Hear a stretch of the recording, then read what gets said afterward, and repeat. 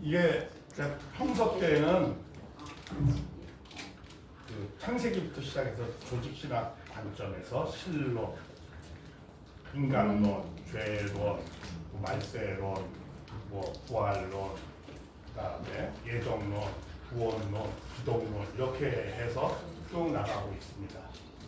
근데 일요일 날은 제가 5시부터 하는 거는 요한계시록을 중심하고 쭉 합니다. 그래서 창세기를 중심으로 해서 신론, 노래도 쭉 나가다가 그러니까 시작과 끝을 정확히 잘 이해할 필요성이 있어서 그래서 일요일 날은 끝부분을 하고 있습니다. 화요일 날은 맨 앞에 부분을 중심으로 조직신학 관점에서 보는 관점에서 쭉 나가고 이 요한계시록은 끝에 부분인데 오늘은 5장을 할 차례입니다. 왜냐하면 창세기를 잘 알아야만이 요한계시록에 대해서 이해를 할 수 있습니다. 왜냐하면 잘 아시겠지만 하나님은 알파 오메가 되시는 분이잖아요. 시작과 끝이 같고 그러면은 시작을 잘 알아야 되죠. 창세기를. 그렇게 왜 인간이 타락하고 하나님을 구원하신다는 건 어떤 의미예요? 원래 창세기의 세계로 돌아가서 하나님의 뜻을 이루고자 하는 그 뜻의 세계를 이룬다는 거 아니에요? 그럼 요한계시록도 어떻게 돼? 그렇게 이루어져야 되죠. 그래서 그런 관점에서 우리가 잘 이해를 하려고 합니다. 이거는 전체적인 내용을 제가 그냥 잠깐 좀 설명을 하겠습니다. 이 흐름이 어떻게 되는가?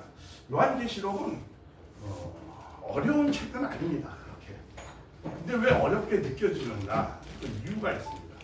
원래 요한계시록은 쉽게 쓰려고 했겠어요? 어렵게 쓰려고 했겠어요? 쉽게 쓰려고 했겠죠. 당연히. 왜냐하면 사도 요한이, 물론 사도 요한이 쓴 건 아니다. 사도 요한이 환상한 계시를 받았지만 쓴 거는 사도 요한이 쓴 건 아닙니다. 그래서 그 내용을 모른다면 그분은 이제 신학 공부를 안 한 사람이에요. 예, 왜냐하면 그 사도 요한이 쓴 건 아니고 사도 요한이 뭐 더 나아가서 일반적 신학자들은 사도 요한 동명이인인 장로가 썼다 이렇게까지 얘기하는 사람도 있어요. 그런 분이 한 50%. 그리고 이것이 사도 요한이 쓰는 것은 아니다라는 것이 한 8, 90% 이렇게 하고 있습니다. 그리고 저 개인적 견해는 사도 요한이 환상을 보고 썼다고 생각을 합니다. 왜냐하면 예수님 때 사도 요한한테 살아있을 때 한 말이 있었어요. 여기서 사도 요한은 나를 어떻게 한다? 볼 것이라고 말씀을 했습니다. 그러니까 베드로가 그럼 나는 어떻게 될 거야? 넌 네 할 일이나 잘해라. 이런 신경 쓰지 말고 이런 식의 이제 말씀을 했어요. 그래서 이제 사도 요한이 환상과 계시를 받았었죠. 그런데 그 받았을 그 나이가 몇인가? 80이 넘었습니다. 아무리 작게 추정을 해도. 그리고 이거는 헬라어로 쓰여진 책입니다. 그래서 사도 요한은 헬라 사람도 아니고 그리고 이제 그 다른 요한복음이라든가 요한일서에서 삼서하고 요한계시록을 책을 볼 때 헬라의 언어 글자가 전혀 다릅니다. 문체라든가 그렇기 때문에 저는 사도 요한이 쓰지 않았다는 것이 그리고 또 잘 보이지도 않고 그리고 그렇게 쓸만한 그 필력을 그 나이에 할 수 있는 상황도 아니고 그리고 반모섬에서 환상 봤다 해서 거기서 막 이렇게 썼겠어요. 거기 무슨 종이가 있겠어? 뭐 있겠어? 채석장에 그냥 죽이기 아까우니까 노동시켜서 죽이려고 보낸 곳인데 뭐 그때 뭐 종이가 있겠어요? 뭐 있겠어요? 두루마리나 종이가 보통 웬만한 거나 집안집 값인데 그런 노동수용소에서 무슨 그런 게 있겠어요? 그건 뭐 말도 안 되는 일이고 그래서 나와서 이제 2년 반 동안 거기 있다가 그 환상과 계시를 받은 것에 대해서 이제 에베소의 책임자였습니다. 마지막 남은 사도 제일 권위 있는 분이니까 모아서 내가 이러이러한 환상을 봤는데 너무 감동스럽고 감격스럽다. 이것을 갖다가 공유하고 싶다. 누구들하고? 초대교인들하고. 왜? 초대교인들은 어떻게 했어요? 내외적으로 굉장히 핍박을 받은 상황이잖아요. 내적으로는 주님이 곧 오신다고 하는데 오시지는 않고 핍박은 계속되고 그러니까 신앙을 서서히 다 잃어버리는 그런 상황이 되고 또 외적으로는 정치적으로 너무 도미티아누스 황제들 너무 핍박을 받으니까 신앙을 등지지를 못하는 거예요. 그래서 다 잃어버리는 그리고 마지막 사도인 사도 요한조차도 벌써 반모섬을 유배되는 상황에서 한치 앞을 내다볼 수 없잖아요. 그래서 그런 어려운 내외적인 어려운 상황 속에서 그 초대교인들을 어떻게 그 신앙을 다시 붙들면서 희망을 줄 것이고 격려를 할 것인가 이런 관점이 있는 거죠. 왜냐하면은 그래서 이 그분도 그러니까 이 자기가 받은 감동을 공유해야 되잖아요. 그러려면 어떻게 돼요? 초대교인들이 잘 이해를 해야 되잖아. 그걸 꼭. 그래야 감격이 되지.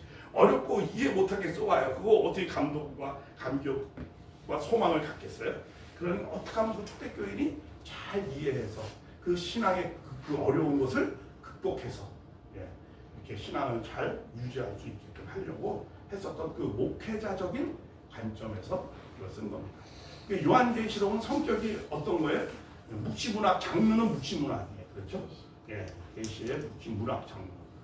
왜 묵시문학으로 장르를 썼냐면은 홍길동이 그러지 아버지는 아버지라고 얘기할 수 없는 사람. 그러니까 굉장히 핍박된 어려운 상황 속에 있었기 때문에 그 외부인들이 그런 책이 들어가서 문서가 들어가서 보게 되면 어떻게 돼요? 더 핍박을 받죠. 그러니까는 그렇게 묵시문학 장르를 도입해서 썼습니다. 그리고 그 묵시문학은 초대교인들은 구약경전만 있었어요. 그 구약경전을 많이 익숙해요. 그러니까 어떻게 했어요? 구약경전에 나와 있는 글을 400군데를 인용해가지고 이 404절에 이 내용을 쓴 거거든요.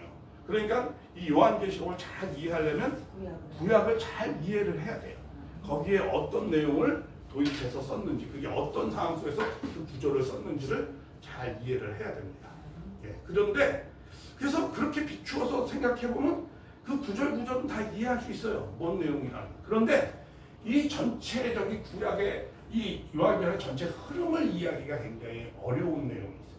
왜냐하면은 이것은 아까 그랬죠. 이거는 창세기의 내용을 이루려고 하는 거예요. 그렇죠? 그러면 하나님의 뜻과 계획도 온전하게 알지 못하는 내용이 하나 있고, 그리고 타락한 인간을 본연의 세계로 회복시키는 거잖아요. 그러면 구원하는 구원의 방식이 있을 거 아니에요. 여러분도 한번 생각해 보세요. 왜 아담이 타락하고 나면 바로 구원하시지 않았죠? 하려고 했죠. 근데 계속 연장이 되잖아요. 근데 왜 연장을 시켜 그냥 빨리 해버리지? 거기에는 뭐야? 하나님도 어찌할 수 없는 구원의 섭리적인 방식과 법칙이 있다는 거예요. 그 내용 때문에 그 내용을 잘 알아야 돼요. 근데 그 내용을 모르면은 이 아무리 구절구절이 이해한다 그래도 전체 흐름을 꿰기가 쉽지 않은 거예요.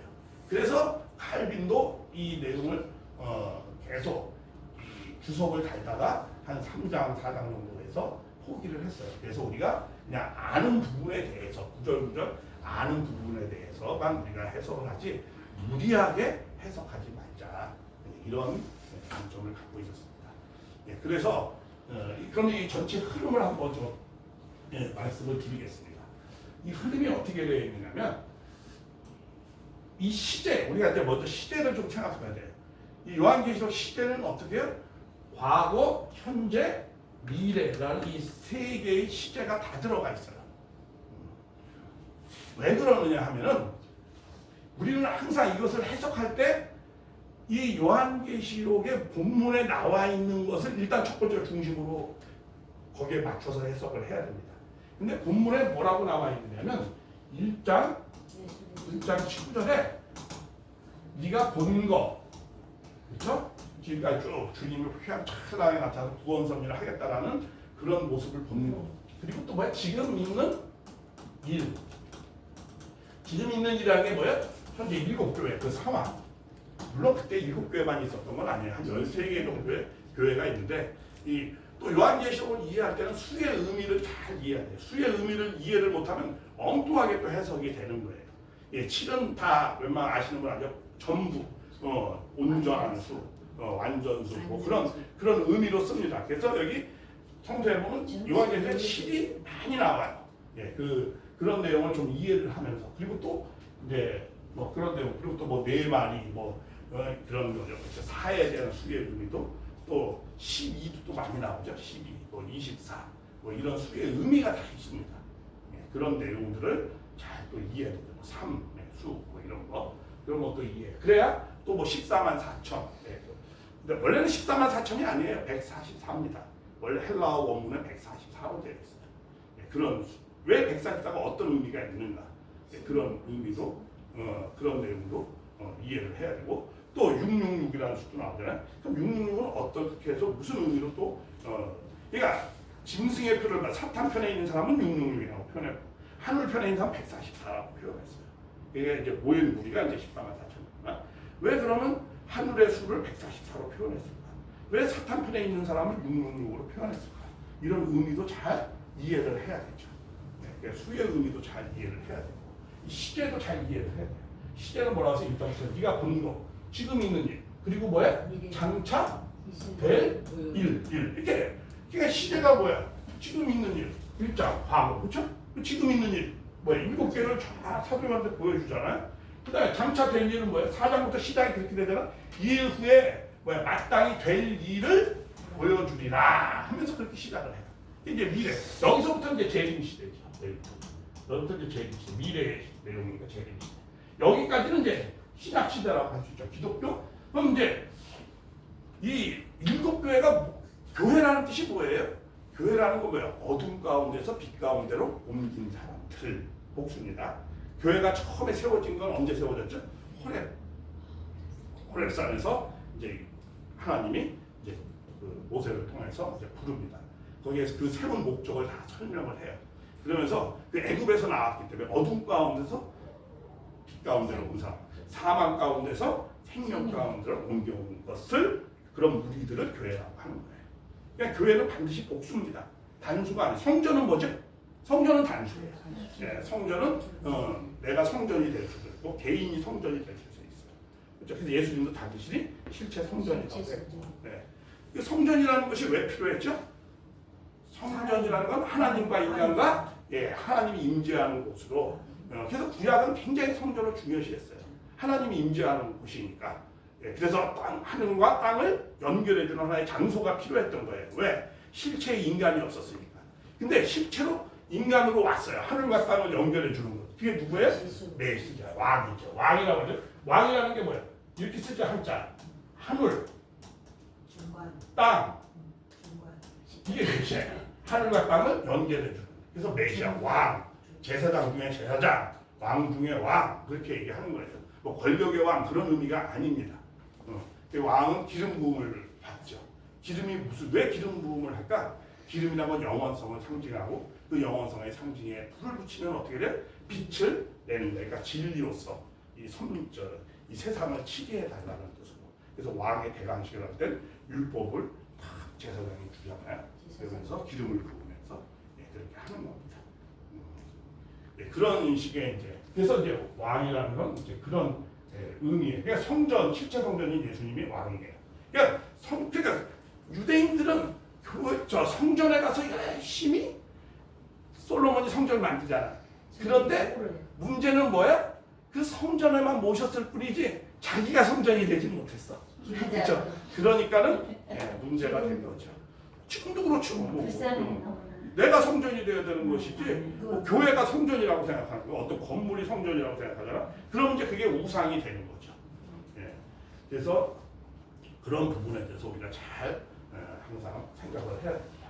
자, 근데 여기 교회라는 거는 그럼 교회는 빛 가운데서 어둠으로 온 사람들을 그 사람들은 누굴 만나야 돼요? 메시아를 만나야 되는 거예요. 그래서 교회는 항상 무엇을 준비하기 위한 메시아를 만나기 위해서 하는 거예요. 그래서 기독교 2000년사가 메시아를 만나기 위해서 준비를 했던 거예요. 그래서 이 7교회는 가만히 보니까 7교회 하나하나의 상황을 보니까 그때 실제 7교회가 있었어요? 없었어요? 있었죠. 당연히 있었죠. 그 7교회 지금 있는 상황을 예수님이 잘 알고 있어요. 누구보다 잘 알아요? 사도 요한보다 잘 알고 있었어요. 그래서 그 교회를 상황을 쭉 설명해서 이런 교회가 있으니까 이 교회에 네가 가서 잘 권면하면서 네가 미래의 소망을 많이 줘라. 그래서 항상 교회가 그 교회 끝무리에서 항상 뭘 줘요? 성령임에서 너희가 임해서 그렇게 하면 너희가 생명나무를 열매를 줄 것이고 무엇을 줄 것이고 hin도를 줄 것이고 다 소망적으로 해요. 그 교회를 뭐 말 안 들으니까 없애버린다 이런 뜻입니까? 아니죠. 교회는 예수님의 몸이죠. 피로써 세운 거예요. 그걸 함부로 없애겠어요? 그렇잖아요. 아무리 폐역해도 소망을 주면서 너희가 새롭게 변하라. 너희 교인들이 이렇게 말씀을 합니다. 항상 끝에는 소망을 줘요. 아무리 배도를 하고 문제를 일으킨 교회라도 항상 소망을 줘요. 버리지 않고. 그리고 정말 신실하게 배도하지 않은 교회도 있죠. 어디에 서머나하고 빌라델비아 교회. 거기는 칭찬만 받았어요. 그렇죠? 네, 그런 교회도 있었습니다. 그러니까 이거는 교회를 그냥 실제 그런 교회가 있는데, 근데 이 교회의 상황의 내용을 순서대로 잘 보니까 여러분이 나중에 기회가 있으면 한번 보세요. 이 기독교 2000년사 교회사하고 너무 그 흐름이 닮아 있어요. 저 그걸 보면서 깜짝 놀랐어요. 왜? 그러니까 그 교회라는 건 다시 오시는 뭘 맞이하는 건가? 주님을 맞기 위한 거잖아. 그럼 주님을 맞으려면 교회가 뭘 해야 되죠? 준비를 해야 되잖아.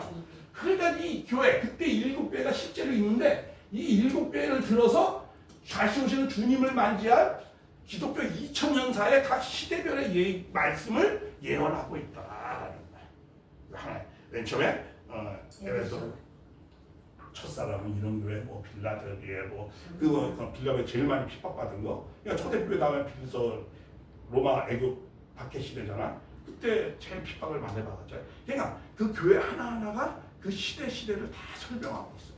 기독교 2000년사에.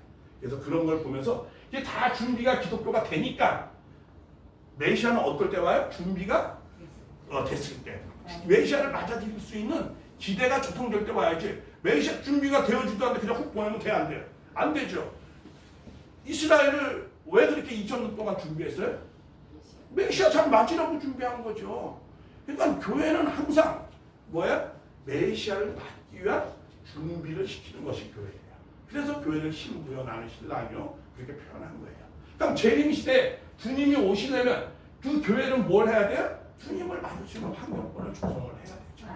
네, 그렇게 조성을 한 다음에 조성이 되니까 내가 장차 될 일을 앞으로 너의 그 모든 것들을 해결해 줄 그 내용들을 내가 해결해 주러 오리라 구원하리라 이런 내용이 이제 4장에 하나님께서 지금 말씀하시는 거예요. 물 좀 갖다 드리면 죄송해요. 준비를 안 해놨는데. 내가 먹을 물 내가 협력 천명 목사님이 눈치가 없어서 그랬습니까? 아, 눈치가 빵 때문에. 그런 눈치 없어. 죄송해요. 말씀에 집중하시고 늦게 와보니까 표가 나고. 이 나이에 내가 예, 그래서 또 뭐 이렇게 환기도 시키고 좀 졸린 사람들. 자, 그때부터 생각하시면 졸린 사람 조세요. 뭐. 나 강사가 졸린 얘기하니까 좋은 거지 뭐. 재밌는 영화 보면 졸라고 해도 안 졸잖아.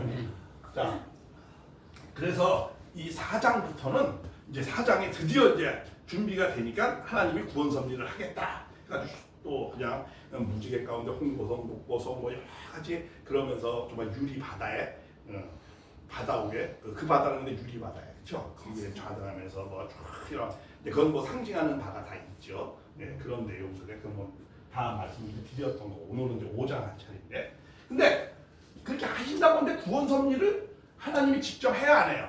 안 해요. 다 누구에게 맡겼다? 아들에게 맡겼다.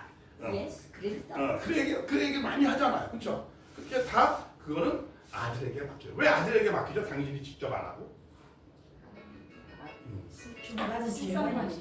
자, 하나님은 타락한 인간을 직접 주관해서 상대할 수가 없어요. 반드시 하나님은 온전한 인간만 직접 주관해서 상대하는 거예요. 네, 그렇기 때문에 온전한 인간이신 누구? 메시아가 필요한 거예요. 또 타락한 인간도 직접 하나님 앞에 나아갈 수 없기 때문에 메시아를 통해서 나아갈 수밖에 없는 거예요. 그러니까 뭐야? 하나님도 메시아가 필요하고 타락한 인간도 누가 필요해요? 메시아가 필요해요. 메시아는 그렇게 엄청난 존재입니다. 뭐 이렇게 일반 중심 인물하고 뭐 선택해서 뭐 뽑아서 이렇게 하는 거하고는 전혀 차원이 다른 존재입니다. 그래서 이렇게 그 내용이 이 중심 인물하고 메시아는 중심 인물은 어떤 거예요? 많은 사람 중에서 그냥 선택하는 거예요. 뭐 사울이 잘못하면 뭐야? 다윗이 선택하고 다윗이 못하면 누구야? 또 그 다음 때서 솔로몬 가서 뭐 성전 뭐 이런 식으로 할 수 있는 거예요. 그런데 메시아는 너 못했어 그럼 다음에 또 너 메시아 해. 너 저 똘똘한 거니까 너 메시아 해라. 이렇게 해서 할 수 있는 것이 아니에요. 네, 그건 왜냐면 하늘이 보내야 되는 거예요. 그래서 성경에서는 하늘에서 왔다고 하죠. 하늘이 보냈다는 말은 뭐예요? 죄가 없이 오시는 거예요. 중심인물은 제가 있어요, 없어요? 제가 있잖아요. 그건 선택되어지는 거예요. 좀 메시아를 준비할 수 있는 사람을 선택하는 거죠. 그러니까 메시아와 중심인물도 잘 구별을 해야 돼요. 그래야 헷갈리지 않습니다. 그리고 그래서 5장에부터는 뭐야? 이제 메시아가 이제 그 하나님의 뜻을 대신하러 이제 하시려고 한다라는 게 5장의 주제는 뭐야? 이제 메시아가 오는데 재림을 하는 거잖아요, 그렇죠? 재림을 하는 재림 섭리가 이제 열리는 겁니다. 근데 그 주님은 와서 무엇을 하신다는 거예요? 일곱인을 떼신다라고 말씀을 합니다. 그것이 이제 그 떼는 기간에 7년 대환란이 이제 있고 뭐 이런 내용이 쭉 나옵니다. 그래서 이제 이 인봉한 계약서 뭐 이런 걸 쭉 말씀을 하는데 자, 요걸 하나 좀 내가 좀 바티가 것 같은데 이 내용을 하나 잠깐 더 언급을 하겠습니다. 이 흐름이 아까 잠깐 얘기한다고 말씀을 드렸는데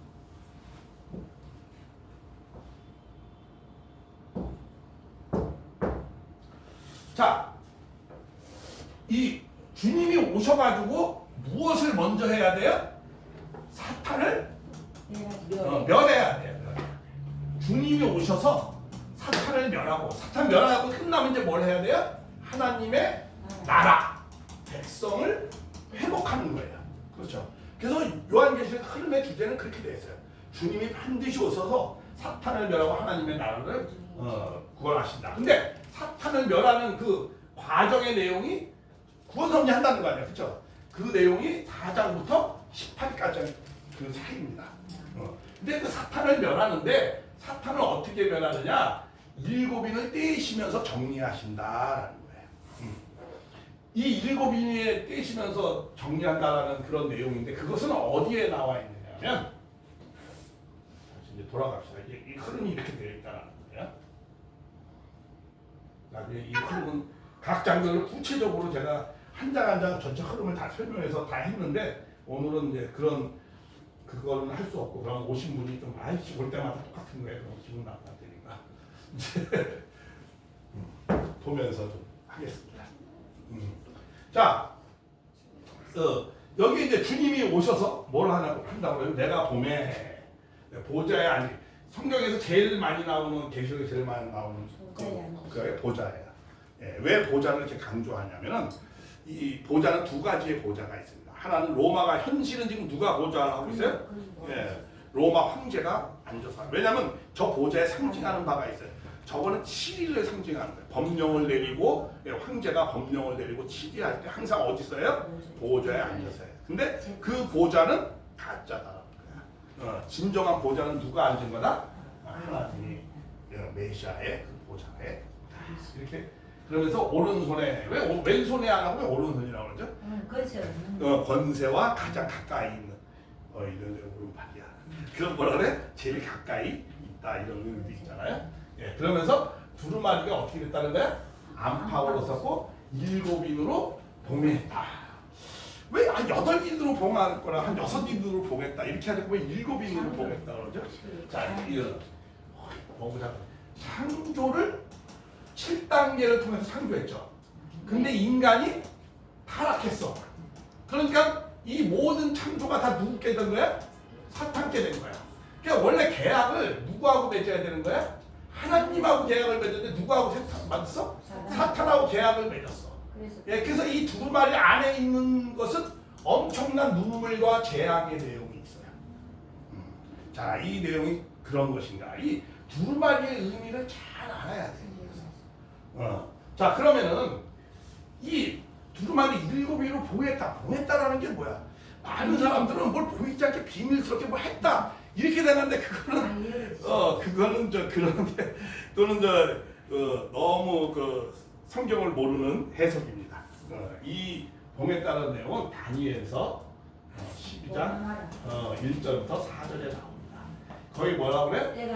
마지막 때 4절에 특히나 4절에 마지막 때 봉함 그때까지 봉함하는 거야. 예. 봉함에서 마지막 때 이것이 이루어진다, 열려진다, 이루어진다 이렇게 말합니다. 왜? 자, 그러면서 그 마지막 때는 근데 굉장히 빨리 왕래하고 지식이 더하고 그렇게 지금이 그렇죠. 너무 빨리 왕래 지식이 너무 많아. 그러니까 우리가 뭘 안 읽어? 안 하나님의 읽어. 말씀을 안 읽어. 하나님 그런 시대가 온다는 거예요. 그러니까 말씀이 없는 시대. 지금이 말씀이 없는 시대다. 꼭 사사 시대 같은 시대예요. 자기 주목을 믿고 다 살잖아요. 그런 시대. 그게 무신론 실존주의라고 해요. 무신론 실존주의 시대에 지금 우리가 살고 있습니다. 이 철학의 흐름도 우리가 좀 잘 알 필요가 있습니다. 여러분 철학이 먼저일 것 같아요? 종교가 먼저 있을 것 같아요? 철학이 먼저 먼저 있었어요. 있었어요. 철학이 훨씬 먼저 있었어요. 종교는 아주 생각하는 거 나중에 있었어요. 생각이 있어요. 근데 그때는 철학적 사고가 어떤 신의 음성을 들어서 해결하려고 했었던 거예요. 그래서 소크라테스도 철학자이면서 이 하나님의 음성을 들으려고 했죠. 자, 근데 해가 뭐 그건 나중에 기회에 있어서 또 자세히 이해를 하게 되고, 자, 그럼 이제 마지막 때 그때 이루어진다는 거야. 이 봉함을 하라는 거야. 이게 무속한 봉함이라는 게 뭐냐? 원어로 이해해야 이건 봉함의 의미를 잘 이해할 수 있습니다. 이건 히브리어로 이건 하탐이라는 뜻이에요. 나중에 저 AI에 다 찾아보세요. 제 말이 거짓말이니까. 뭐 AI가 다 맞는 건 아니지만 이렇게 구절구절 모아내는 거는 AI가 잘 해석도 합니다. 뭐 전체 흐름을 해석한다든가 그런 건 없지만, 그리고 또 AI를 자꾸 하면 또 자기 입맛에 맞게만 얘기해줘. 그런 것도 있습니다. 그러니까 그런 것도 주의하면서 AI를 잘 사용해야 돼요. 자, 근데 이제 하탐이라는 게 이 봉했다라는 것이 뭐예요? 하탐이라는 뜻이에요. 히브리에 거기 이 하탐이라는 게 무슨 뜻이냐면 하나님의 뜻이 변개되지 않고 반드시 이룬다. 이런 뜻이에요. 봉한다라는 게. 그걸 마지막 때까지 봉해라. 내가 지금 한 이런 내용들이 마지막 때 해결된다라는 거예요. 마지막 때 해결된다. 마지막 때까지 봉해진다라는 거야. 이건 어느 누구도 그런 마지막 때 반드시 해결이 돼요. 열어진다는 거야. 재림주님에서 열어지는데, 근데 반드시 성취가 된다는 그런 뜻이에요. 뭐 비밀스럽게 감춘다 이런 뜻이 아니고 반드시 성취가 되어진다라는 거. 언제 때? 마지막 때, 주님 때 다 이루어질 것이다. 근데 그러면 그 7인 안에 그 내용이 뭐예요? 그게 이제 6장부터 나오죠. 그 내용을 보면은 어떻게 해요? 굉장히 인간의 굉장히 어려운 상황의 내용으로 하나님이었을 때 신말이 나와서 메시아인 척 해가지고 사람들을 농락시키는 내용이 화를 주고, 그 다음에 또 검은 말이 나와서 그 전에 그 다음에 붉은 말이 나와가지고 막 그냥 세상을 물들게 하고, 그 말은 바람을 상징하잖아요. 그러니까 사람을 지배하는 거 뭘로 지배하죠? 이 사상으로 지배하잖아요. 그러니까 그 엄청난 혼란한 사상, 그러한 사상으로 해서 인간이 굉장히 사망에 고하고 뭐 여러 가지 복잡한, 그 안에 또 다섯째니까 순교자도 많이 죽고 뭐 이런 많은 어려운 내용이 이 두루마리에 있는 거예요. 그래서 이 두루마리에 있는 내용을 에스겔 2장 9절에서 10절 보면 여기에 뭐가 나와요? 너희가 큰 애곡한다라는 거예요. 이 두루마리에 있는 내용은 뭐다? 눈물과 애곡의 내용이라는 거예요. 이 내용을 어떻게 한다는 거예요? 어린 양이 와서 이제 해결하신다라는 내용이 이제 5장에 나오는 거예요. 이제 메시아가 출정하는 거예요. 재림주가 출정식. 그러니까 5장은 재림주의 뭐야? 출정식이에요. 하나님의 구원 섭리를 하는데 그걸 누가 해? 메시아가 하는 거 아니야. 그렇죠? 그래서 메시아의 재림주의 출정식입니다. 이 5장. 그래서 힘 있는 사람, 이건 누구예요? 힘 있는 가브리엘이죠. 그죠? 가브리엘의 이름이 힘센 천사 이런 소리잖아요. 힘센 천사. 이게 두루마리는 두 개가 있죠. 오른손에 든 두루마리가 있고, 또 10장에 뭐가 있어요? 힘센 천사가 든 두루마리가 있어요. 두 개의 두루마리가 있고, 이거 잘 구별해야 돼요. 똑같은 두루마리가 아니에요. 이건 하나님이 갖고 있는 두루마리. 그렇죠? 10장에는 하나님이 갖고 있는 두루마리가 아니고 누가 갖고 있는 거? 천사가 갖고 있는 두루마리입니다. 그리고 그건 좀 작은 두루마리야. 그렇죠? 이거는 뭐야? 뭐 상대적으로 하면 큰 두루마리일 수 있죠. 그렇죠? 그런 내용. 그게 어떻게 구별이 되는지. 그럼 그 두루마리의 내용은 그건 막 사도 요한이 먹기도 하고 뭐 배 아프다고 막 이렇게 표현도 하잖아요. 그런 내용이 있어요. 근데 이 두루마리는 그 두루마리가 아니에요. 이거는 메시아가 해결하는 내용이에요. 무엇을 해결한다? 이 두루마리 안에는 어떤 것이 있다? 사탄과 계약을 맺었기 때문에 눈물과 재앙과 애곡의 이 세상이 가득하다는 거예요. 근데 어떤 사람은 두루마리 풍냐이거든. 성경 해석해 주는 거. 아니 제림주 가서 무슨 뭐 성경 주석 달러 주러 옵니까? 그런 거는 아니죠. 그런 내용은 그 하나님의 나라를 뭐 하기 위해서? 성취하기 위해서. 그럼 하나님의 나라를 성취하려면 어떻게 해? 이 온 세상의 눈물과 애곡과 사탄과 계약 맺음으로 인해서 많은 피눈물에 흘리는 그런 내용들을 어떻게 한다? 해결해야 되는 거 아니야. 근데 그것을 갖다가 어떻게 한다는 거야? 하늘 위에나 땅 위에나 땅을 능히 이것을 펴거나 보거나 할 리가 없다라는 거야. 그 말이 무슨 말이에요? 이 타락한 세계를 어떻게 한다는 거야? 하나님의 사탄을 이 타락한 세계에 이 두루마리에 이 눈물과 고통의 이러한 내용이 있는 내용을 하늘 위에나 땅 위에나 누가 그걸 해결할 수 있는 사람이 없다는 거야. 없다는 거야. 다시 말하면 어떻게 해? 사탄을 멸하고 이 사탄과 계약한 거잖아. 그렇죠? 사탄을 멸해가지고 하나님의 나라를 성취할 자가 없다는 거야. 그건 누구만이 하는 거죠? 메시아 재림주만이 하는 거죠. 그런 내용을 인간적으로 서로 뭐 맞대가지고 뭐 인간적으로 서로 의논해가지고 해볼 것 같으면 벌써 다 했죠.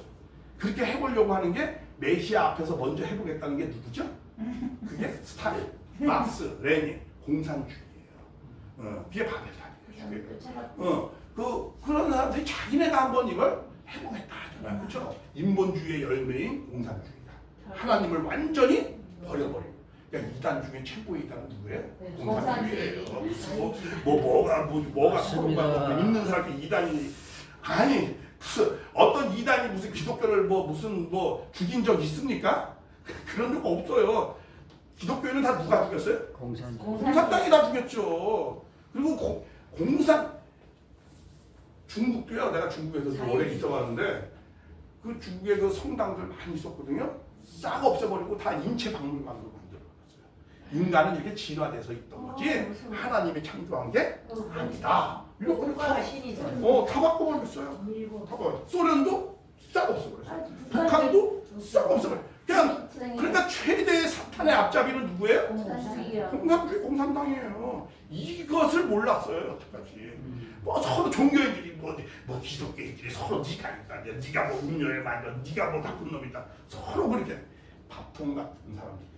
그럼 다 누구의 밥이 되는 거야? 공산당의 밥이 되는 거야. 그러니까 그때도 북한에서도 있잖아요. 북한에서도 다 실명단체니 이런 사람들이 막 기독교 만들 서로 고발해서 서로 다 죽였어요. 그러고 난 다음에 김일성이 와서 지네들끼리 잘 싸우네. 그리고 나중에 싹 없애버려. 중국도 그랬어요. 러시아도 그랬습니다. 처음부터 공산당들이 와가지고 기독교를 없앤 게 아니에요. 지네들끼리 고발시키게 해가지고 없애가지고 그 다음에 봐 너희들 다 나쁜 놈 아니야. 그러니까 싹 없애버렸어.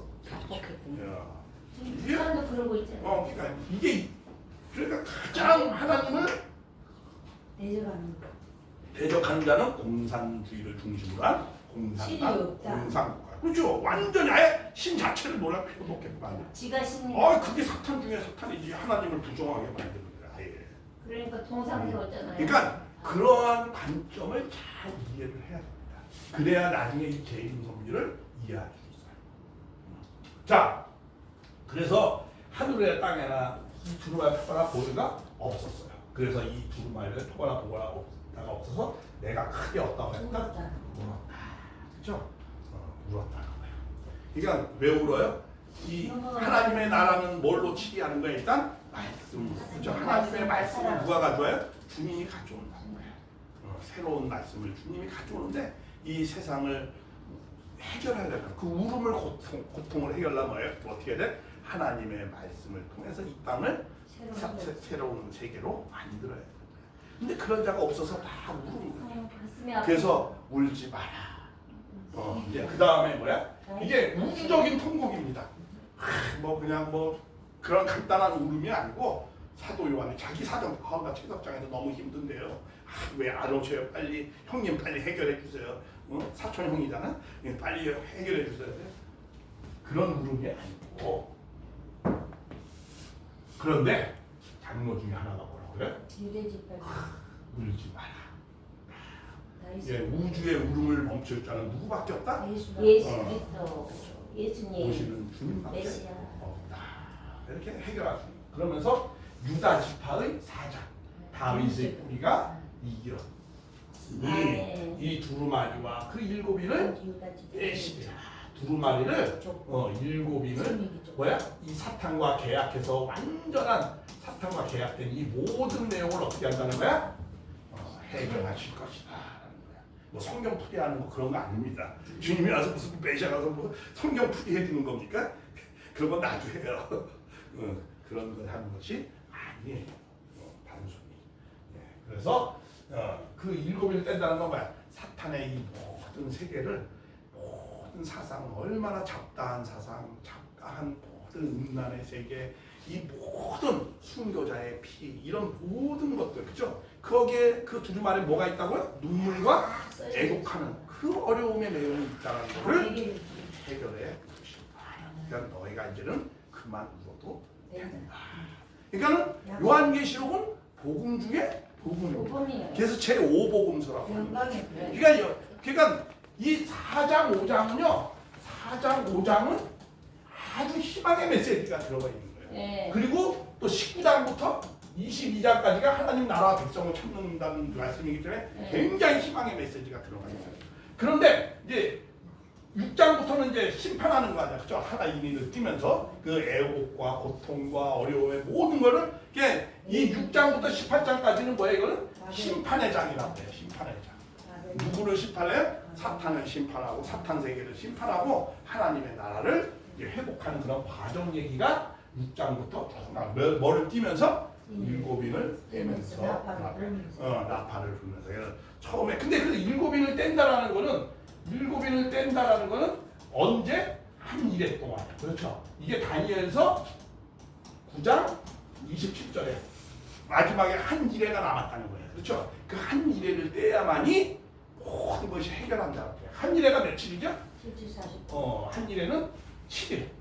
한 일해. 그 77일, 49일은 지나갔고, 자, 69일에 지나고 한 일해 마지막 한 일해가 나와요.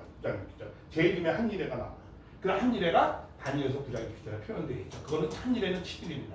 7일 만에 그 7일을 몇 년으로? 7년. 그래서 7년 뭐야?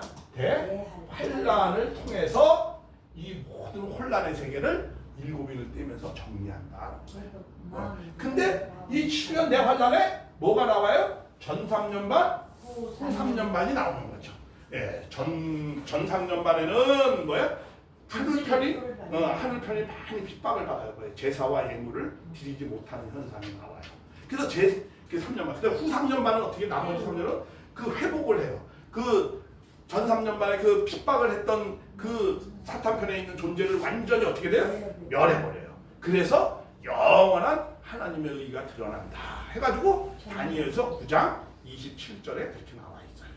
네, 그래서 그 한 일에 그 내용이 지금 요한계시록에서 이제 전체적으로 4장부터 시작해서 18장까지의 내용이 한 일의 내용입니다. 그래서 전 3년반 후 3년반, 그러니까 나팔할란 대적 재앙으로 이제 나오는 그런 내용이 있습니다. 그게 전 3년반, 후 3년반 이런 식으로. 그래서 다니엘서를 잘 봐야 되고 에스겔을 잘 봐야 되고 여러 가지 내용을 통괄적으로 잘 전체적으로 흐름을 잘 이해해야 되고 그래서 또 이 구약을 잘 이해해야 되고 그렇게 해서 이해를 할 수 있는 겁니다. 그래서 이렇게 이제 울지 마라. 유다의 지파, 다윗의 뿌리. 다윗의 뿌리라고 해서 다윗의 후손이 아닙니다. 유다 지파라고 해서 다윗의 후손이 아니고 뭐야? 다윗의 뿌리시야. 근본 되신 분이다. 그렇죠? 그런 내용입니다. 그래서 그가 이겨서 이렇게 하면서 일을 떼실 것이다. 그래서 또 내가 보자의 네 생물과 장로들, 네 생물, 이 네 생물은 해석을 하기는 스가랴 이제 사복음으로는 이제 어거스틴이 이제 그렇게 해석도 하는 것도 있고 그렇게도 해석을 하는데 이제 직역을 하면은 네 생물은 천사를 얘기한다. 스가 날개 달린 천사. 왕, 선지자, 제사장, 사람. 하나님. 이 네 생물이 나오는 이 구약의 해석이 있습니다. 나중에 그러니까 독수리, 사람 이렇게. 그렇죠. 지혜를 상징하고 독수리는 기상을 상징하고 사자는 용맹을 상징하고 또 선지자, 제사장. 사람은 지혜를 상징하고 뭐 이런. 근데 그 내용이 구약에도 나와져 있어요. 근데 그 구약에는 천사의 표현으로 나와져 있습니다. 그렇다고 해서 이게 그럼 꼭 천사냐? 뭐 그런 걸 얘기하는 건 아니고 이 구약에서는 전쟁을 할 때는 이 깃발을 꽂아서 합니다. 그러니까 우리가 그러한 존재와 같이 우리가 용맹스럽고 지혜롭고 이렇게 우리가 해야 된다는 거야. 그런 하늘 앞에 이게 하나님 앞에 있다고 했잖아요. 이게 저 4장에도 나오거든요. 그렇죠? 하늘 앞에 우리가 있으려면은 유리바다 그 주변에 있으려면 우리는 그런 하나님의 뜻을 이루고 용맹스럽고 기상이 있고 지혜롭고 희생을 하고 그런 자만이 하나님 주위에 있을 수 있고 또 24장로 24장로는 뭐 구약의 장로 신약의 장로 뭐 이렇게 얘기하는데 꼭 구약이다 신약이다 표현된 건 없어요. 성경에 그냥 24장로라고 봤을 때 우리가 장로는 존경받는 사람이잖아요. 예, 그러니까 우리가 하늘 앞에 보좌 앞에 서려면 어떻게 된다? 존경받는 모습을 갖고 있어야 된다. 뭐는 못한 거는 꼭 그렇게만 해석하면 우리가 좀 잘못된 이런 것에 또 뭐라고 그러나 독선적일 수도 있고 그러니까 그런 것을 주의해야 돼. 그러나 내 생물과 장로들의 의미는 우리는 알 수 있잖아요. 그렇죠? 그래서 그런 의미 있는 사람이 하늘 앞에 의미 있는 사람이 돼야지 있을 수 있다. 이렇게 우리가 해야 돼. 근데 자 여기는 사자라고 하는데 다윗의 지파 이 다윗의 지파 사자 다윗의 이렇게 아주 용맹스러운데 또 근데 그분은 또 다윗의 그 사자의 뿌리에 다윗한테 나타난 거는 뭐로 나타나요? 어린 양으로 또 나타나. 자 이게 그러면서 이 어린 양은 섰는데 뭐 언제 일단 일찍 죽임을 또 당해요. 또. 이 주님이 오면 어떻게 한다? 재림 주님도 어떻게 한다? 아니 이거는 예수님을 얘기하는 것이 아니고 5장부터는 뭐야? 이건 재림 섭리이기 때문에 재림 섭리이기 때문에 뭐야? 재림주를 말씀을 하는 건데 이 재림주가 어떻게 된다는 거야? 허림처럼 뭐 어떻게 된다? 일찍 죽임을 당한 것 같이 된다. 어린 양. 그러면서 그는 어떤 분이야? 7불과 7눈과 뭐 7영이다. 7눈 7영이죠. 이거 성령을 말하는 거죠. 성령의 영. 성령의 영이 일체 되신 분인데 이 7눈이라는 것도 뭐야? 모든 것을 감찰하신다. 그러니까 지혜의 왕, 지혜롭고 또 7불은 뭐야? 힘, 권력. 그런데 근데 이게 어린 양이야. 어린 양이라는 건 뭐야? 사랑의 왕. 예. 어린 양은 희생하잖아. 죄를 위해서. 그렇죠? 남의 죄를 위해서. 희생과 봉사와 이런 그 용맹하신 분이 사자 같으신 분이 어떻게 어린 양 같은 모습으로 있다. 그 말은 뭐야? 정말 제물되는 삶. 누구의 죄를 대신 용서해주는 분. 그런 분. 그러한 힘을 갖고 있다는 거야. 또는 그러한 권력. 어떤 권력? 희생의 권력. 사탄이 못하는 게 좀 있습니다. 사탄이 못하는 게 뭔지 아세요? 사탄이 못하는 게 희생, 봉사, 남을 위해서 배려하는 거. 이런 거 사탄이 해야 못해요? 못해요. 그런 거 못해요. 사탄 사랑 잘해요.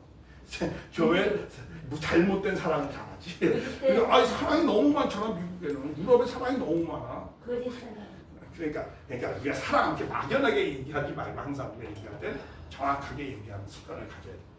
그래서 이렇게 정말 남을 배려하고 하늘적 사랑 그러한 내용을 갖고 사탄은 못하는 게 있다면 뭘 못하죠? 아까 희생하지 않아요. 그리고 굉장히 이기적이에요. 공적이지 않아요. 자기밖에 몰라요. 자기 손해 나는 짓을 안 하려고 해요.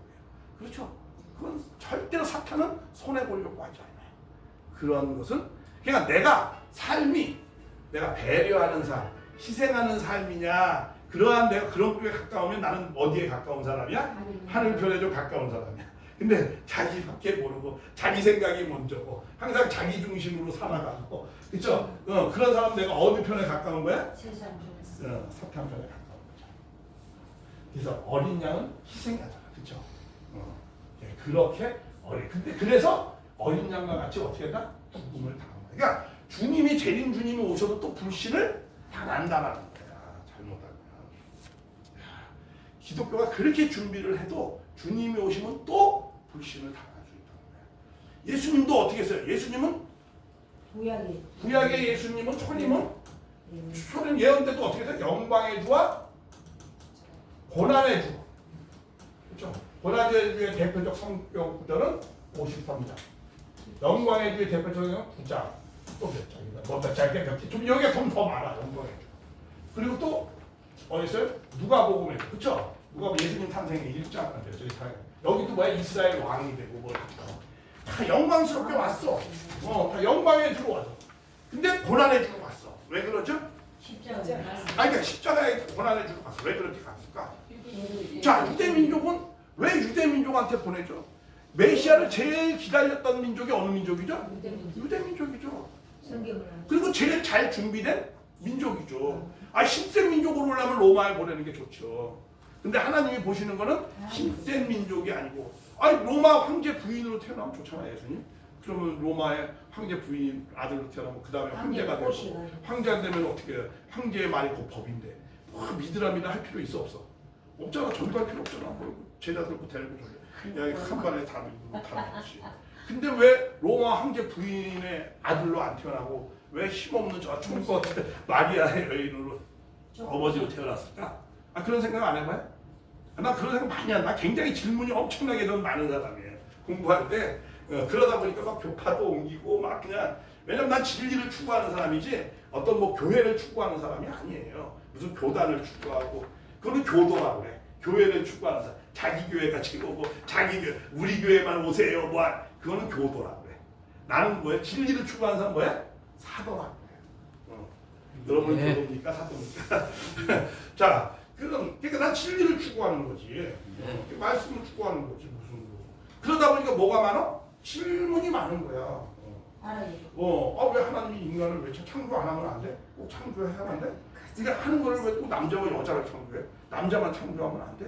왜 인간은 육신과 영혼으로 만들어? 그냥 천사처럼 영만 만들어서 그냥 연계해서 좋게 살게 만들지? 왜 지상의 삶을 통해서 꼭 연계를 가게 해? 뭐 이런 것이 그럼 왜 인간은 두세 개의 삶, 지상의 삶을 왜 연계를 꼭 그렇게 거쳐서 가야 돼? 지상을? 뭐 이거 질문할 수 있잖아요. 그 질문에 답 여러 갖고 있으니까 그거 갖고 있지 못하다고 하면 여러분 저한테 열심히 와서 3박 4일 공부하세요. 나는 그 질문을 함을 통해서 나는 배웠고 가르쳤고 깨달았으니까 그거 하시면 그 질문 인간은 질문해. 인간이 다른 생명체하고 다른 게 하나 있어요. 그거는 뭐냐면요. 뭐한다? 질문하는 존재. 모든 생명체는요. 딱 5가지의 생명의 원리를 갖고 삽니다. 먹으면 성장하잖아. 성장하면 뭐 해야 되지? 짝짓기 해야 돼. 짝짓기면 뭐가 나와? 새끼가 나와. 새끼 나온 다음에 이제 다 크면 이제 나는 어떻게 돼? 죽어야 돼. 이 5가지의 생명 원리야. 모든 생명체는 다 그래. 뭐 인간만이 아니고 돼지나 뭐 소도 다 그래. 다 그렇게 해. 근데 그럼 인간이 다른 게 뭐가 있어? 똑같아. 그럼 무슨 의미가 있어? 근데 인간은 의미 있는 삶을 살기 위해서 하나님이 우리에게 줬어. 뭐? 질문하는 거. 질문하는 거. 원숭이가 뭐 질문할 거야. 개돼지가 자기 삶에 대한 질문합니까? 아니, 차는 영어를 줬다고. 오직 인간만 질문하는 존재로 만들었어. 왜? 인간이 질문함으로 말미암아서 하나님과 가까이 갈 수 있고 모든 존재를 이해할 수 있게끔 만들었죠. 그래서 모든 만물을 주관하게 하기 위해서. 그래서 모든 것에 질문이 없는데 어떻게 답이 있습니까? 어떻게 알 수 있겠어요? 그런 때문에 그렇게 만든 그런 것을 잘 옆에서 지방으로 살려고 제가 말한 내용만 먼저 우선 잘 여러분은 참 듣는 훈련이 필요하다고 내가 여러 번 했어요. 저같이 강의하는 방식을 잘하는 훈련도 필요하지만 무슨 훈련이 필요하다? 먼저 듣는 훈련이 필요해요. 듣는 훈련이 잘돼 있어. 듣는 훈련이 필요해요. 먼저 상대가 무슨 말을 해야 되는지를 그 말에 어떤 걸 이해하는지를 여기만 성공할 것 같아요. 잘 필기를 해가면서 잘 들어야 돼요. 듣는 훈련이 잘 되어 있어야 돼요. 그거 잘 받아야 돼요. 그래서 우리가 거룩해지려면 어떻게 해야 된다고요? 먼저 듣고 그러고 말해야만 뭐가 임한다? 내가 거룩이 임한다. 듣는 훈련을 잘해야 돼요. 공부를 잘하려면 듣는 훈련을 잘해야 돼요. 근데 가장 나쁜 듣는 방법이 뭐죠?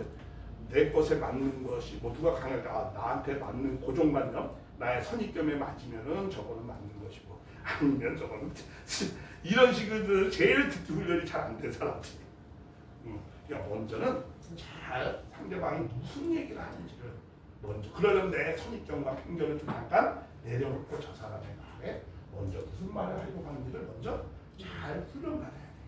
들은 기울이고 그러고 난 다음에 얘기를 하든지 말든지 그렇게 하는 거예요. 자, 그래서 자 이렇게 이 어린 양 사탄은 희생할 줄 몰라. 그래서 어린 양으로 표현돼요. 그런 사랑의 권력, 사랑의 왕뿌리를 합니다. 그다음에 모든 사랑의 지혜, 희생의 지혜, 남을 이용해 먹는 지혜 말이죠. 그렇죠? 내가 어떻게 하면 저 사람을 위해주는 지혜. 그런 것을 갖고 온 땅에 보내심을 이룬 자야. 하나님이 택한 게 아닙니다. 여기 나와요. 이제 온 땅에 보내심을 그런 사람이 그 메시아를 말씀하는 거죠. 그러니까. 그러면서 자, 이 어린 양이 보좌에 나와서 앉으니 오른손에 뭐야? 두루마리를 취해. 오른. 그렇죠? 누가 갖고 있는 두루마리? 하나님이 갖고 있는 두루마리예요. 십자는 무슨 두루 누가 갖고 있는 거? 천사가 갖고 있는 거. 그렇죠? 여기는 누가 갖고 있는 두루마리? 하나님이 갖고 있는 두루마리. 그 천사가 준 두루마리 무슨 두루마리? 작은 두루마리. 작은 책. 그 작은 책. 여기는 상대적으로 하면 큰 책이죠. 그러니까 전혀 책이 다른 책입니다. 어떤 사람 바보같이. 사람 디테일에 정확히 해야 돼요. 그냥 건성건성 이렇게 해가지고 하면 안 돼. 디테일에 가면 돼. 그래야 영역이 안 틀리니까. 그래서 잘 여기는 큰 두루마리. 오른손에 두루마리를 합니다. 취하시면 또 내생물 나오잖아요. 그렇죠? 하나님 앞에 있는 내생물. 그 다음에 하나님 앞에 있는 24장로들. 여기는 12. 12는 무슨 걸 상징해요? 온전함을 상징해요. 그래서 12 곱하기 12는 몇이에요? 144. 하나님 앞에 온전한 자들을 14만. 그리고 곱하기 1000은 뭐야? 많다라는 걸 상징적으로 갖다 붙인 겁니다. 그래서 하늘은 14만 4천이 아니고 뭐예요? 144로 상징하는 거예요. 원어에도 그렇게 나와요. 나중에 가서 보세요. 그러니까는 항상 그래서 그 두루마리를 취해심에 내 어린 양이 어린 양 앞에 어떻게 해요? 엎드렸다는 거예요. 그러니까 모든 것을 어떻게 해요? 해결하시니까. 그렇죠? 모든 하나님의 나라와 그런 것을 해결하니까. 여기는 뭐라고 했어요? 아까 내가 5장에는 뭐예요? 먼저 선언하는 거예요. 선언하는 거예요. 그렇죠? 하나님 어린 양한테 이렇게 할 것이다 하고 뭐 희망의 메시지를 먼저 딱 선포를 하는 거예요. 그래서 아까 내가 그랬어요. 5장은 뭐다? 메시아의 출정식을 말하는 거예요. 그래서 이렇게 그래서 희망의 선포를 먼저 하는 겁니다. 그리고 그 다음에 그 뒤부터는 그것에 대한 뭐예요? 이제 자세히 구체적으로 설명하는 거예요. 이걸 갖다 뭐라고 그래요? 이거 시나리오 양식이라고 해요. 나중에 이제 또 뒤에 있으면 자세히 설명하는데 이 요한계시록은 아까 묵시문학의 내용을 갖고 있지만 시나리오 형식을 갖고 있어요. 시나리오 형식은 어떤 형식이에요? 1장, 1막, 1장, 2장, 3장, 2막, 1장, 2장, 3막. 이것도 뭐야? 이건 한 2막째예요. 2막. 그 다음에 뒤에 뭐야? 1장, 2장, 쭉 이렇게 나오는 거예요. 왜 그러느냐 하면 그때 당시에 편지서잖아. 내가 편지하노니 이렇게 쓰잖아요. 그렇죠? 그 요한이 편지한 요한의 사명은 뭐예요? 자기가 환상에 받은 것을 종들에게 전해야 되는 사명이 있어. 뭘로 전해? 전화해? 핸드폰? 아니죠. 왜? 편지로, 글로. 그때는 상황이 그러니까 지금 우리가 읽고 있는 거 아니에요. 편지가 있으니까, 사본이 있으니까. 그래서 전화는 그 편지가 얼마나 요만해? A4 용지만해? 한 1m 정도 돼요. 폭은. 그리고 여기 몇 m? 한 10m가 넘어요. 그러니까 그거 다 마르면 한 어느 정도 될까? 오, 한 수레 정도 꾸르고 이렇게 다니. 그래서 회람하면서 한 거예요. 그래서 읽는 자는 한 사람이에요. 그때 이 글을 읽는 사람이 많았겠어? 없겠어? 거의 없었어요. 교회에 한두 사람밖에 없었어요. 그러니까 지금은 다 이렇게 그러니까 두루마리를 양옆에서 이렇게 펴면은 이제 쫙 읽으면서 왜 많이 쓸 수도 없어 비싸니까 그러니까 이게 회람하면서 본 거예요. 그러니까 제가 성경을 잘 이해하려면 뭘 이해? 그 역사적 상황, 그 종교적 시대적인 상황 이런 것도 참고를 잘 하고 이해를 해야 되는 거예요. 그런 거 모르고 그냥 지금 그것만 얘기하면 지금 생각으로 그걸 보면 돼 안 돼? 안 되는 거죠. 예, 그래서 그런 내용들을 이제 돌아오고 회람하면서 본 거 편지서예요. 왜 편지서라는 걸 확실하게 하냐면 이 수미상담법으로 쓰여져 있어요. 앞에는 인사하고 또 맨 마지막에 또 인사말로 끝나잖아요. 이게 수미상가법이에요. 편지를 쓴 글이 써요. 그리고 편지 글이기 때문에 다 문학계 묵시로 쓴 것이 아니에요. 실체도 있어. 아 편지를 쓰는데 무슨 뭐 다 뭐 그냥 뭐 상징으로만 씁니까? 아니죠. 당연히 실체의 내용도 있으면서 쓰는 거예요. 그때 당시 일곱교회 그건 실체 아니야. 그건 실체지. 그렇죠. 그리고 그 교회 사람들에게 권면하는 거고 그러니까 그런 내용도 잘 구분을 해야 됩니다. 자 그러면서 어린 양이 엎드렸는데 이게 중요한 내용이에요. 검은고와 향이 가득한 뭐야? 금대접을 가졌으니 이 대접은 누구? 성도들이 성도들이 기도와 정성이다. 이 아주 중요한 시사하는 바가 있습니다. 자, 항상 그 시대를 잘 이해해야 돼. 문화 풍습도 잘 이해해야 돼. 그때는 기도를 할 때 성도들이 지하 카토콤이라든가 그 음침한 곳에서 예배를 드리잖아요. 그러니까 그리고 뭐 기도를 할 때는 어떻게 돼요? 지금 전기불 켜서 이렇게 하잖아요. 뭐 아니면 초를 친다. 지금 그때는 어떻게 했어요? 이렇게 대접이 있습니다. 여기다가 기름을 이렇게 부어요. 그리고 이렇게 심지가 이렇게 해요. 그리고 여기다 불을 붙이고 기름이 이렇게 돼서 타는 거예요. 등잔 같은 식으로. 그러니까 대접에다가 정성을 드리는 거예요. 그러니까 그 대접을 상징하는 바는 어떤 말이에요? 성도들의 뭐다? 기도. 이건 아무 거예요. 성도들의 기도라는 거야. 그러니까 성도들의 많은 정성을 누가 취하는 거야? 예수님이 취하는 거예요. 금대접은 예수님을 상징하는 거예요. 그 주님이 그걸 취해가지고 그 정성을 통해서 어떻게 해요? 나중에 대접재앙을 마지막 심판을 후 3년반 마지막 대접재앙을 내리는 거예요. 그래서 그 내림으로 말려서 일곱인이 다 끝나면서 모든 것이 다 사탄이 멸하고 해결되면서 10장부터 이제 새하늘 됐다가 쭉 그때부터 20장처럼 이제 그렇게 쭉 나가는 겁니다. 그러니까 그 흐름이 있어요. 흐름.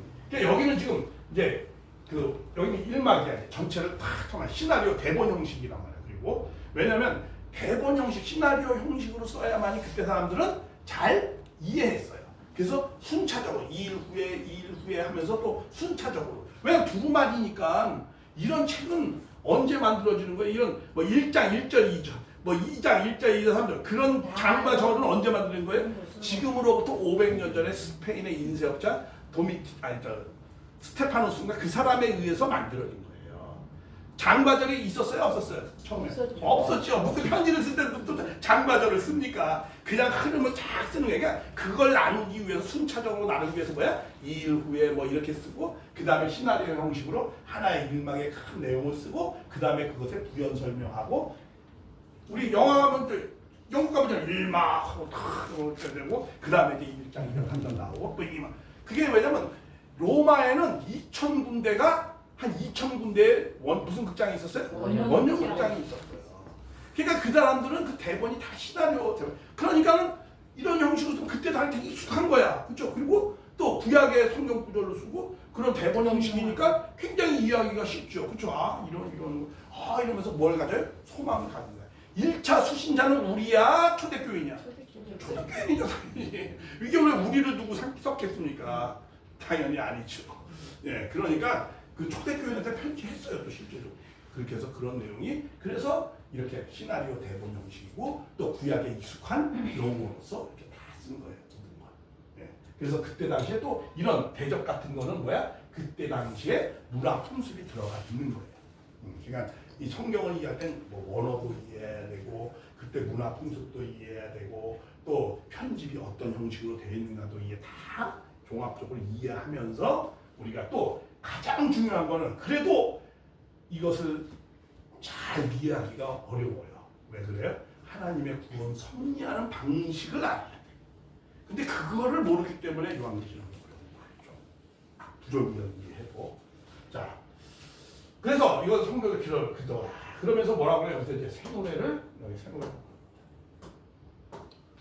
네, 새 노래를 하는데 두루마리를 가지고 새 노래는 여러 번 나오죠. 모세 때도 새 노래가 나오죠. 또 에레미야 때도 새 노래가 나오고 또 계시록에도 새 노래가 나옵니다.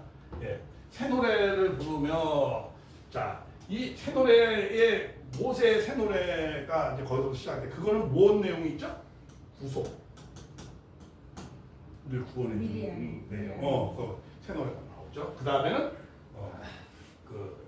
찬양 나오고, 그다음에 하나님의 나라에 대한 송영을 드리는 거 나오고, 그다음에 뒤에는 뭐야? 후손들에게 영원한 후손들에게 축복에 나오는 내용이 나옵니다.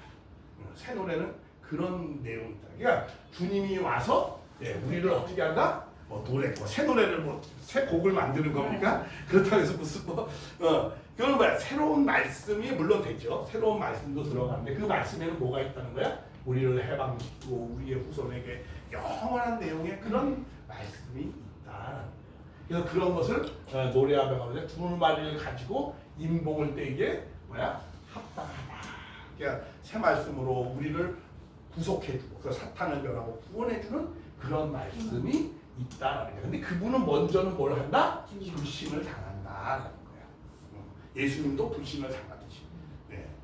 원래는 영광스럽게 왔어야 되는 건데 유대인들이 어떻게 했어요? 예수님을 불신했으니까 고난의 주로 간 거예요. 원래 예수님은 무슨 주로 가려고 했죠?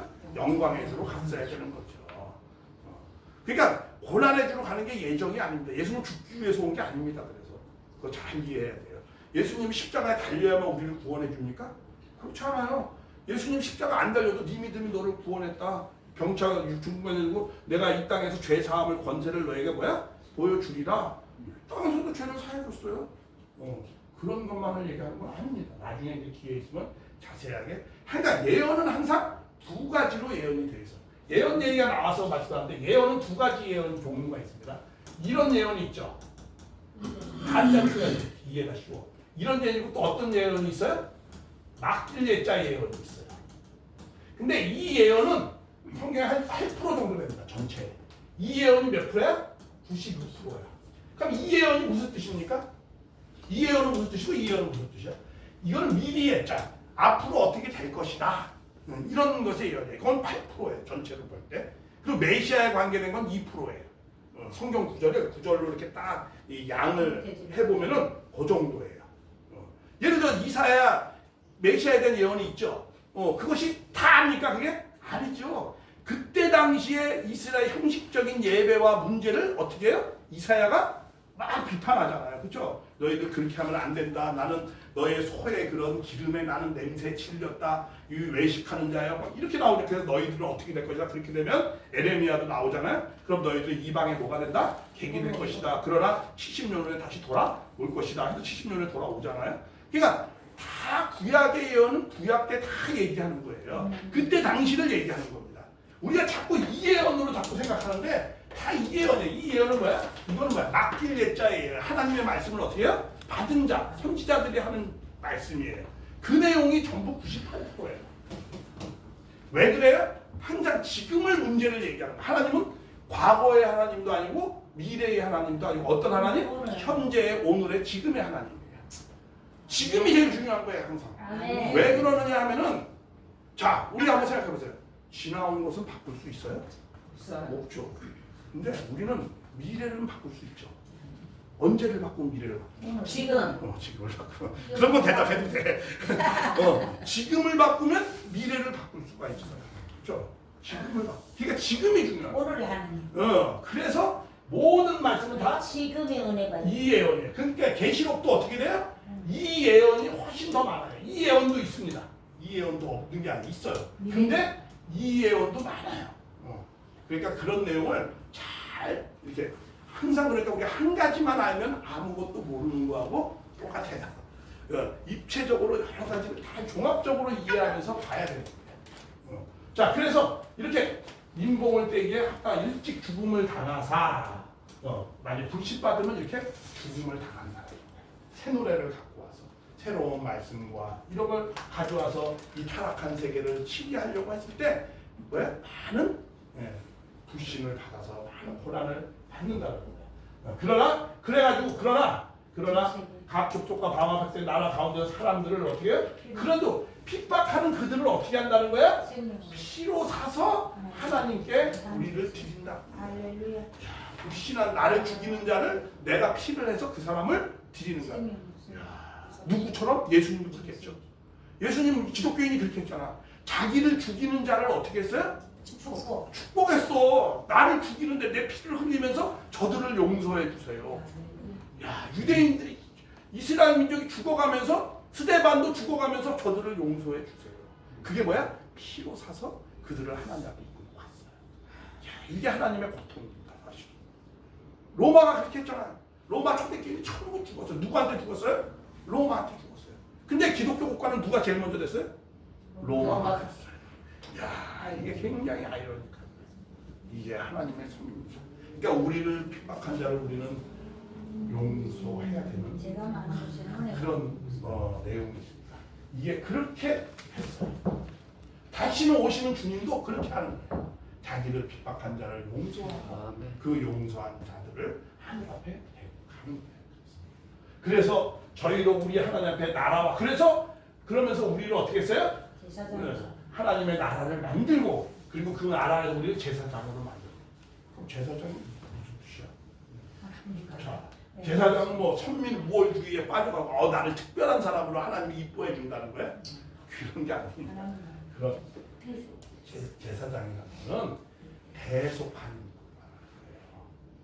자, 처음에 제사장이 생겨진 이유는 민수기 16장부터 18장을 보면 거의 잘 나와 있어요. 역병이 들어서 이스라엘이 죽을 뻔했고 또 불신해서 막 죽으려고 하니까는 하나님이 그들을 살리기 위해서 제사장을 세웁니다. 그래서 그 불신한 사람을 고쳐줍니다. 그래서 베드로 전서 2장 10절에는 뭐라고 나와요? 왕 같은 제사장 왕 같은 제사는 그 사람은 뭐야? 덕을 세워야 된다는 거야. 아름다운 덕을 쓴 아름다운 덕을 선전해야 된다는 거야. 내가 그런 사람이 믿음의 덕을 그런 사람이 제사장. 그리고 또 어디에 있어요? 고린도 전서가 거기에 또 뭐라고 나왔어요? 제사장은 어떻게 된다는 거야? 화목해 하는 화목제물. 그러니까 하늘 앞에 화목시키고 그렇죠?